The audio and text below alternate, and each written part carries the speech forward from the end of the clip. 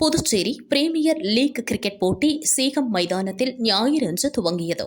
இப்போட்டியில் இரண்டாம் நாள் ஆட்டம் நேற்று மாலை நடந்தது. இதில் வில்லியனூர் மோஹித் கிங்ஸ் அணியும் ஜெனித் யானம் ராயல் கிங்ஸ் அணியும் மோதின. டாஸ் வென்ற யானம் ராயல் கிங்ஸ் அணி முதல் பந்து வீசியது. பேட் செய்த வில்லியனூர் மோஹித் அணி 20 ஓவர்கள் முடிவில் 8 விக்கெட் இழப்பிற்கு 187 ரன்கள் எடுத்தது. பின்னர் விளையாடிய யானம் ராயல் கிங்ஸ் அணி 19.1 ஓவர்களில் அனைத்து விக்கெட்டுகளையும் இழந்து 136 ரன்கள் மட்டுமே எடுத்தது. 51 ரன் வித்தியாசத்தில் வில்லியனூர் அணி அபார வெற்றி பெற்றது. போட்டியில் சிறப்பாக பந்து வீசிய வில்லியனூர் அணி பந்து வீச்சாளர் அமர்கான் 4 விக்கெட்டுகளை கைப்பற்றி ஆட்டநாயகன் விருதை பெற்றார்.